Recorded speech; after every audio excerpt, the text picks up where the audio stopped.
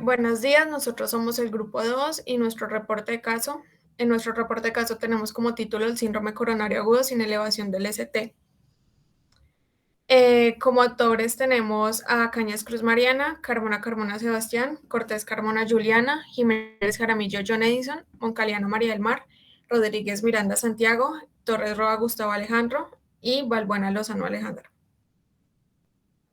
Como palabras claves encontramos lo que es el dolor precordial, la angina, el miocardio, la isquemia, el síndrome coronario agudo y la isquemia miocárdica. Como resumen, tenemos que pues, el síndrome coronario agudo como tal es una de las patologías más frecuentes en nuestro medio y genera un gran impacto en la funcionalidad de la persona. De ahí pues surge la importancia de diagnosticar y también de tratar de forma integral y oportuna. Como tal, pues en el reporte de casos se presenta una paciente de 69 años de edad con un cuadro evolutivo de dolor precordial opresivo, progresivo hasta pequeños esfuerzos, que es transfixiante y está irradiado de mandíbula. Como tal, se encuentra hemodinámicamente estable y tiene como antecedentes de importancia la hipertensión arterial, la dislipidemia, la cardiopatía isquémica, múltiples cateterismos cardíacos desde el 2016 y se describe pues la presentación clínica como tal, el examen físico, también pues el análisis de los paraclínicos, la perspectiva del paciente y ya pues de acuerdo a todos los hallazgos clínicos que se encontraron, se realiza ya una intervención terapéutica, un abordaje integral y pues se concluye como tal un diagnóstico de angina inestable pues mediante el análisis de esos resultados de los paraclínicos y todos los hallazgos clínicos que presentó. Además, como tal, pues se va a realizar una descripción breve de la patología principal mediante pues la revisión de literatura de bases de datos como PubMed, Cielo, UpToDate, entre otros. Entonces tenemos la introducción. Como tal, el síndrome coronario agudo va a ser una de las patologías más prevalentes e incidentes a nivel mundial. Va a representar también un gran porcentaje de mortalidad y de pérdida de la funcionalidad, en especial cuando esta patología se encuentra acompañada de otras patologías de origen cardiovascular. Eso va a hacer que esas patologías juntas generen una mayor carga de la enfermedad y pues a largo plazo más complicaciones para el paciente.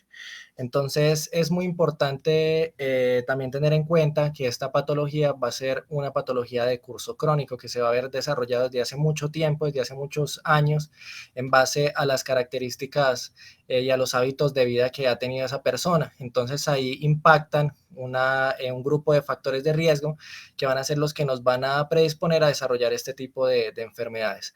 Dentro de esos factores de riesgo principales tendríamos, por ejemplo, el desarrollo de la hipertensión arterial, que pues con el curso del tiempo la hipertensión arterial termina también generando como tal con otros factores de riesgo el desarrollo de lo que sería el síndrome coronario agudo, también el consumo de tabaco, las dietas elevadas en carbohidratos y en lípidos, el sedentarismo. Estos son pues como tal los factores de riesgo más relevantes para el desarrollo del síndrome coronario agudo y de algunas patologías de origen cardiovascular. Bueno, por otro lado, la isquemia miocárdica ocurre porque la demanda de oxígeno es superior a la que se aporta al músculo cardíaco. Esta baja de aporte puede deberse a una placa aterosclerótica que al romperse pues provoca un trombo que puede ocluir la arteria, alguna arteria coronaria, desencadenando en un infarto agudo de miocardio o incluso puede llegar a la muerte súbita de la persona. El daño ocurre por la muerte celular, ya sea por necrosis o también por apoptosis, lo que provoca daños a largo plazo en el miocardio. Esta patología tiene una clínica típica que se somatiza con un dolor precordial que es de carácter opresivo y que puede estar o no irradiado al cuello, a la mandíbula, al epigastrio o también a los miembros superiores. Es también característico que las personas presenten disnea, sensaciones de mareo, síncope, sensación de ahogo, sudoración, confusión. Para el síndrome coronario agudo es muy importante tomar paraclínicos como lo es el electrocardiograma, que nos permite ver si hay elevación o no hay elevación del segmento ST y de esta manera sospechar si es una angina inestable o es un infarto agudo de miocardio con o sin onda Q. También en el electro podemos revisar las ondas T negativas, que son sugestivas de isquemia miocárdica, y así ver el tiempo de evolución del daño pues del miocardio del paciente. Las troponinas se deben de tomar también para ver el tiempo del daño, ya que sabemos que tienen un pico a las 12 horas de ocurrido el proceso patológico. Entonces, las troponinas también son muy importantes medirlas en los síndromes coronario agudo. Y en cuanto a la prevención, pues es muy importante iniciar controles del peso para pues para llevar al paciente a un peso óptimo. Y al ser esto un tratamiento integral, se debe dar una interconsulta con nutricionista y ofrecer asesoría de nutrición para que la persona tenga una dieta equilibrada y podamos manejar este factor de riesgo. Otra parte fundamental es que pues es el ejercicio, que el paciente debe realizar mínimo 30 minutos al día durante pues, la semana. Esto con el fin de hacer ejercicios cardiovasculares y disminuir más factores de riesgo. Es muy importante prevenir esta patología, ya que es preferible prevenir que curar, tanto para el paciente como para el sistema de salud. Descripción del caso. Tenemos la información de la paciente, una paciente femenina de 69 años de edad, mestiza, proveniente de Manizales Caldas, ama de casa, afiliada al régimen contributivo como beneficiaria de la nueva empresa promotora de salud, con antecedentes de hipertensión arterial tratada en metas, hipotiroidismo e hiperlipidemia desde el año 2009 y con antecedentes de cardiopatía isquémica en el 2014 y una intervención quirúrgica, colecistectomía en el año 2015 y 2 cateterismos cardíacos, uno realizado en el año 2016 y otro en el 2018. Y como antecedente importante refiere ser alérgica a morfina y a dipirona. En cuanto a los hallazgos clínicos, la paciente es llevada a urgencias por presentar dolor precordial de tipo opresivo hasta pequeños esfuerzos, transfixiante, irradiada mandíbula, acompañado de mareos, y la paciente se encuentra hemodinámicamente estable. Paciente en buenas condiciones generales, alerta, orientada en persona, tiempo y espacio, se encuentra hidratada con actitud y fase compuesta, biotipo endomorfo. Presenta signos vitales en el momento de tensión arterial de 110/80 milímetros de mercurio, frecuencia cardíaca de 85 por minuto, temperatura de 36.5 grados centígrados y una frecuencia respiratoria de 16 por minuto, pulso de 85 por minuto y antropometría con peso de 68 kilogramos, talla de 1.55 y dándonos un índice de masa corporal de 28.3. En la inspección cardiopulmonar se evidencia tórax simétrico, sin presencia de lesiones primarias o secundarias en la piel, sin signos de dificultad respiratoria. En la palpación no se encontraron áreas de dolor, tumefacciones o adenopatías. Se evidencia premito vocal normal. Ante la percusión presenta claro pulmonar conservado, matidez en región cardíaca, y a la auscultación los ruidos cardíacos se encuentran rítmicos con presencia de murmullo vesicular, sin ruidos sobreagregados y más cambios revelantes, y presenta un Glasgow de 15/15. En cuanto a las evaluaciones diagnósticas, se realizaron pues todos los paraclínicos pertinentes como la troponina, el BUN, el potasio, el electrocardiograma y un ecocardiograma. El BUN nos dio de 18.52, potasio de 5.12 y troponina de 0.02. En cuanto al análisis de los paraclínicos, teniendo en cuenta tanto los signos y los síntomas de la paciente, y el cual pues su diagnóstico fue una angina inestable, entonces tenemos los paraclínicos que anteriormente pues ya fueron mencionados por nuestra compañera, y encontramos también que en cuanto al electrocardiograma tenemos un ritmo sinusal con frecuencia cardíaca de 51 latidos por minuto, sin alteraciones como tal en el punto J, pero con un trastorno de la repolarización en las precordiales izquierdas. En el ecocardiograma tenemos una cardiopatía isquémica con disfunción ventricular severa e insuficiencia mitral leve. Cuando se realizó el eco basal, en este se pudo observar una asinesia del segmento medial apical del septum anterior e inferior y la pared anterior, y con un casquete apical. En esta paciente pues se considera que es un síndrome coronario agudo tipo angina inestable. Con este diagnóstico, entonces lo que se determinó también es tener en cuenta los diagnósticos diferenciales como el dolor precordial y pues que su etiología puede ser de origen cardíaco como la enfermedad coronaria en la cual tenemos la aterosclerosis. O la cardiopatía no coronaria, entonces tenemos lo que es la valvulopatía aórtica, la miocardiopatía y la hipertrofia ventricular izquierda. En cuanto al diagnóstico diferencial de origen cardiovascular y pulmonar, tenemos lo que es la pericarditis aguda, una disección aórtica, el prolapso de la válvula mitral, una embolia pulmonar, un neumotórax, una pleuritis, un tumor y un tumor intratorácico. En cuanto al origen gastrointestinal, podemos encontrar una hernia hiatal, el reflujo gastroesofágico, un espasmo esofágico, una úlcera péptica, una colelitiasis, y el de origen musculoesquelético podemos encontrar lo que es la osteocondritis y las neuralgias. Y en cuanto a origen psicológico, tenemos la neurosis y los trastornos psicosomáticos. En cuanto a la intervención terapéutica de nuestra paciente, entonces ella fue hospitalizada y dejada en la sala de observación. Posteriormente a esto se le realizó un cateterismo cardíaco con una evolución satisfactoria. Adicional a esto, pues a ella se le realizó un tratamiento ambulatorio con clopidogrel 75 miligramos vía oral cada 24 horas, el ácido acetil salicílico de 100 miligramos vía oral cada 24 horas, enoxaparina 40 miligramos vía subcutánea cada 24 horas, el valsartán 50 miligramos vía oral cada 24 horas, rosuvastatina 40 miligramos vía oral cada 24 horas, el metoprolol succinato 100 miligramos vía oral cada 12 horas, la espironolactona 25 miligramos vía oral cada 24 horas, la levotiroxina 75 microgramos vía oral cada 24 horas y la hidroclorotiazida 12.5 miligramos vía oral cada 24 horas.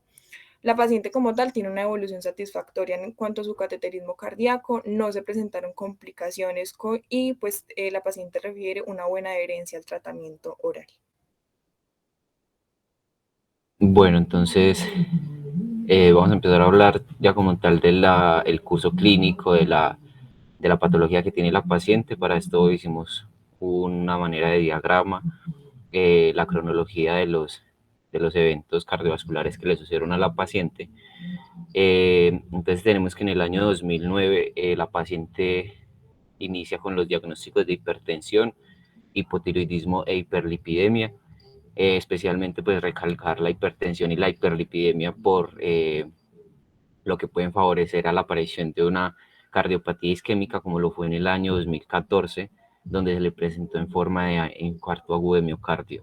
Ya en el año 2015 se le realizó una colecistectomía y hasta el año 2016 se le realizó el primer cateterismo, 2 años después de haber tenido el evento isquémico.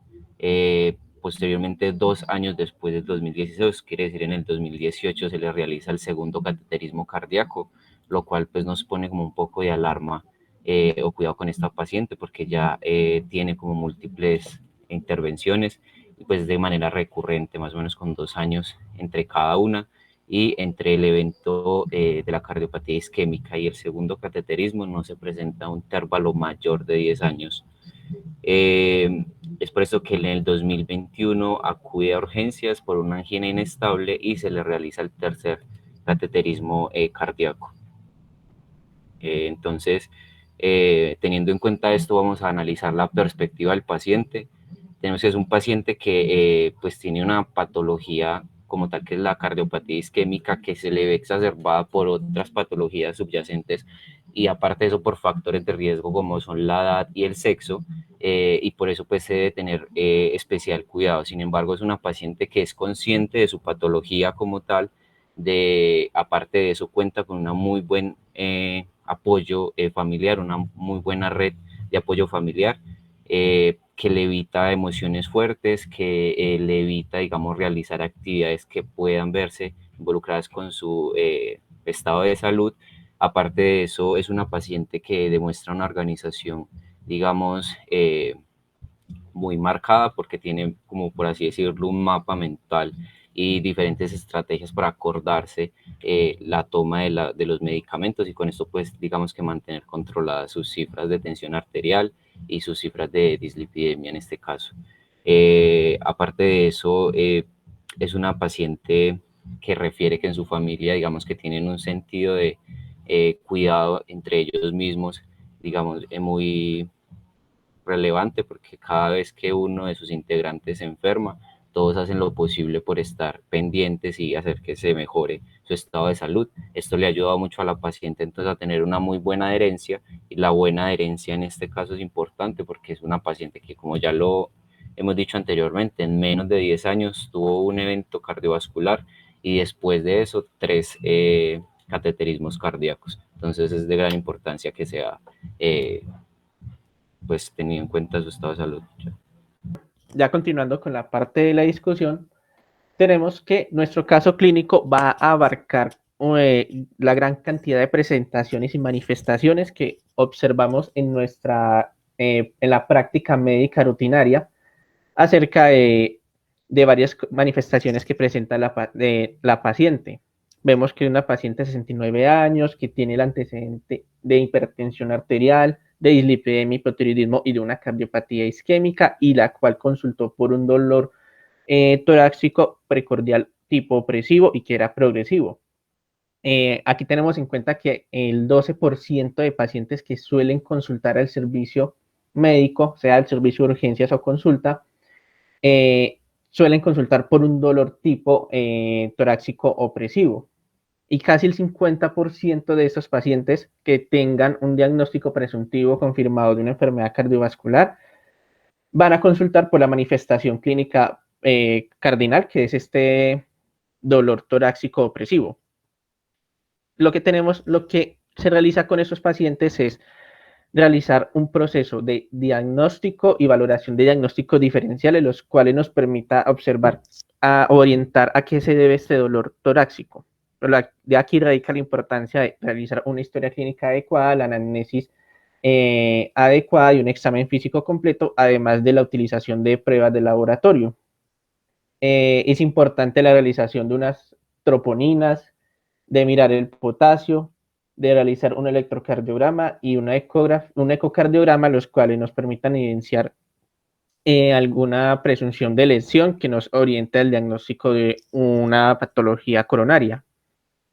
Nuestra paciente veíamos que tenía una troponina de 0.02, un potasio de 512, en el electrocardiograma evidenció un ritmo sinusal, sin alteraciones en punto J, lo que evidenció era un trastorno de repolarización en las precordiales izquierdas. En el ecocardiograma se evidenció cierto grado de lesión miocárdica, se vio una cardiopatía isquémica con disfunción ventricular severa y una insuficiencia mitral leve, y se orientó el diagnóstico con un síndrome coronario tipo angina inestable.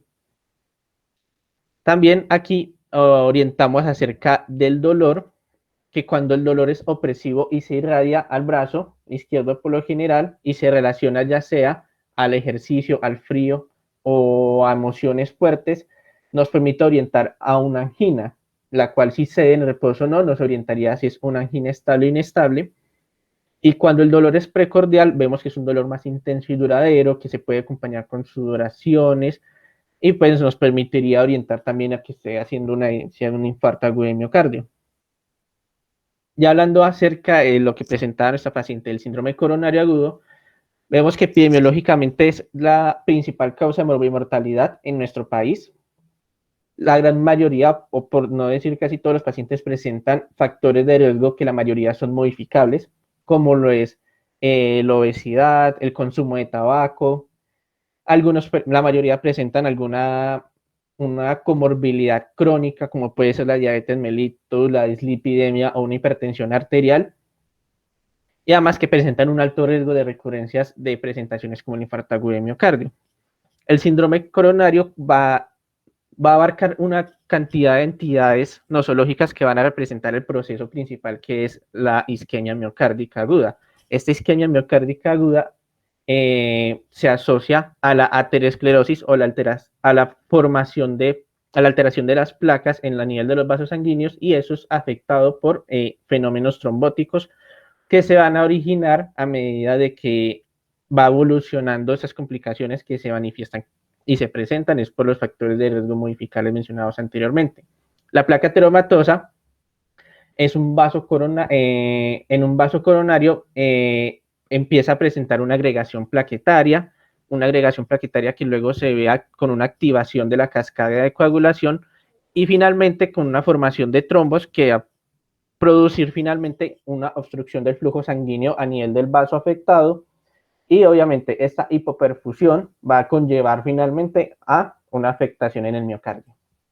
Bueno, debemos tener pues en cuenta que la presentación del síndrome coronario agudo lo podemos asociar con ciertas cosas. Entonces, lo primero de eso es el grado de aterosclerosis que tenga pues el paciente, si tiene presencia o no de vasoespasmo y cómo está el estado del miocardio, ¿cierto? Entonces, de acuerdo a esto, podemos clasificarlo en si es una angina inestable, una angina estable, un infarto agudo del miocardio con elevación del ST, o un infarto agudo del miocardio sin elevación del ST, o si el paciente puede tener una muerte súbita por causa pues de la isquemia que tenga, ¿cierto? Entonces, aquí es importante tener en cuenta que la aterosclerosis se presenta pues por dos fenómenos fundamentales. Uno de esos es la aterosis, que debemos tener en cuenta que es la acumulación de lípidos con reacción inflamatoria, y por otro lado, la esclerosis, que ya es el endurecimiento como tal cicatrizal de la pared arterial, y después de esto hace la calcificación y hace una infiltración inflamatoria. Entonces, es muy importante también tener en cuenta que la formación de la placa tiende a ser muy lenta y puede demorar hasta décadas en formar la placa como tal verdadera, ¿cierto? Entonces, esto se puede acelerar por ciertos factores de riesgo, como son la diabetes, el tabaquismo, que esto lo que genera es que se reduzca la cantidad de lipoproteínas de alta densidad, que serían las HDL, y se disminuye la eliminación de lipoproteínas de baja densidad, que son las LDL, ¿cierto? Entonces, todo lo que les venía mencionando, más la presencia de un estrés oxidativo, de angiotensina 2 y de la activación del factor nuclear kappa B, mediante dichos factores como tal, esto se produce la expresión de moléculas de adhesión y las quimioafines. Entonces, esto hace que se haga una entrada de los monocitos a la pared vascular como tal. Y estos monocitos que les mencionaba, esto se termina transformando como tal en unos macrófagos y hace que active la expresión de la enzima convertidora de angiotensina. Y esto hace que se genere como tal un feedback positivo. Por otro lado, también debemos tener en cuenta que la formación de esa placa ateromatosa provoca que haya una limitación del flujo sanguíneo. Entonces, esa severidad de esa limitación de ese flujo sanguíneo va a depender de la longitud que tenga, si está muy estrecho, cómo está la distensibilidad de la placa pues que veníamos mencionando. Además, si tiene presencia o no de trombos en la superficie pues del ateroma. Esto también puede estar condicionado con una vasoconstricción que se puede generar por la disfunción endotelial que tenga como tal, y esto va a tener como tal una activación simpática con el ejercicio, con el frío o con el estrés emocional o con la liberación, dado el caso, de productos plaquetarios, y esto puede desencadenar una isquemia como tal en el paciente.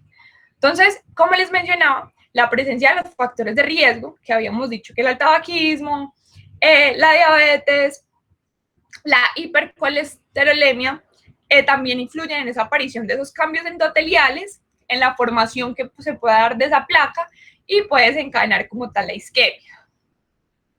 Cabe resaltar pues también que la isquemia provoca varios cambios a nivel del miocardio, que puede ser encontrar un aumento del lactato, una disminución del pH y el ATP. También podemos tener una disminución de contractibilidad y distensibilidad de la zona afectada, y podemos tener arritmias que se pueden observar como tal en el EKG como cambios de la onda T de los pacientes.